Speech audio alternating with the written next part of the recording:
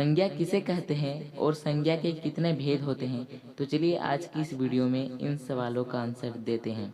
तो चलिए आज की इस वीडियो को शुरू करते हैं, पर उससे पहले अगर हमारे चैनल पे पहली बार आए हैं तो चैनल को प्लीज़ सब्सक्राइब कर लीजिएगा, क्योंकि हमारे यूट्यूब चैनल पर ऐसे ही वीडियोस देखने को मिलती रहती है।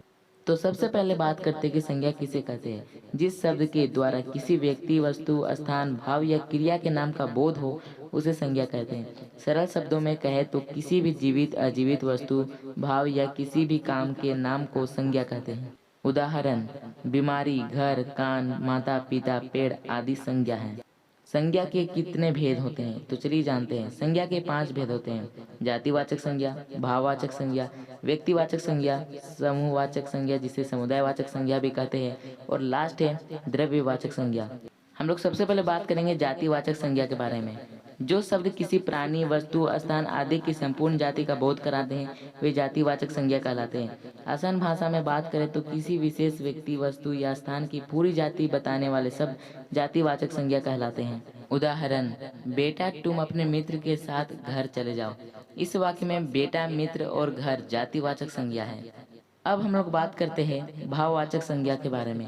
किसी गुण, दोष, अवस्था, मन के भाव आदि का बोध कराने वाले शब्द भाववाचक संज्ञा कहलाते हैं।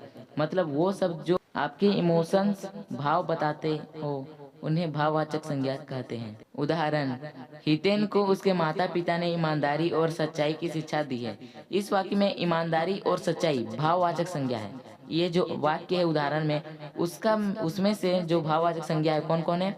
ईमानदारी और सच्चाई, ये दोनों भाववाचक संज्ञा है। अब हम लोग बात करते हैं व्यक्तिवाचक संज्ञा के बारे में।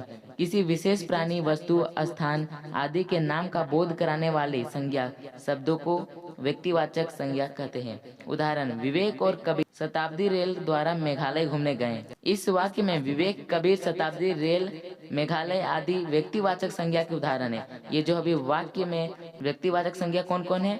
विवेक, कबीर, शताब्दी रेल, मेघालय आदि सारा जो है सब व्यक्तिवाचक संज्ञा है।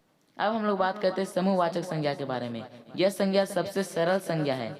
जिन संज्ञा शब्दों से एक ही जाति के व्यक्तियों या वस्तुओं के समूह का बोध होता हो उन्हें समूहवाचक संज्ञा कहते हैं। समूहवाचक संज्ञा को समुदायवाचक संज्ञा भी कहा जाता है। ये बात को आपको हमेशा ध्यान देना है कि समूहवाचक संज्ञा जो है उसे समुदायवाचक संज्ञा भी कहते हैं। ये बहुत ही इंपॉर्टेंट चीज़ है जो कि आप लोग को याद रखना बहुत ज़्यादा जरूरी है कि समूहवाचक संज्ञा को समुदायवाचक संज्ञा भी कहा जाता है। आइए एक उदाहरण देखते हैं। उदाहरण क्या है? मेरे परिवार में 6 सदस्य हैं। इस वाक्य में 6 समूहवाचक संज्ञा है। ये जो भी अभी एक वाक्य जो उदाहरण है उसमें से 6 क्या है? समूहवाचक संज्ञा है। अब हम लोग बात करते हैं लास्ट द्रव्यवाचक संज्ञा के बारे में।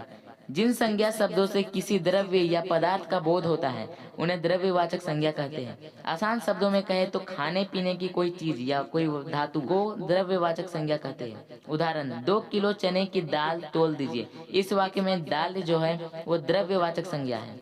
आज की इस वीडियो से आपको समझ में आ गया होगा कि संज्ञा किसे कहते हैं और संज्ञा के कितने भेद होते हैं। तो वीडियो को लाइक करके चैनल को कर दीजिएगा सब्सक्राइब, क्योंकि हमारे यूट्यूब चैनल पर आपको ऐसे वीडियोस देखने को मिलते रहेंगे। तो चलिए मैं मिलूंगा एक और नए वीडियो पे।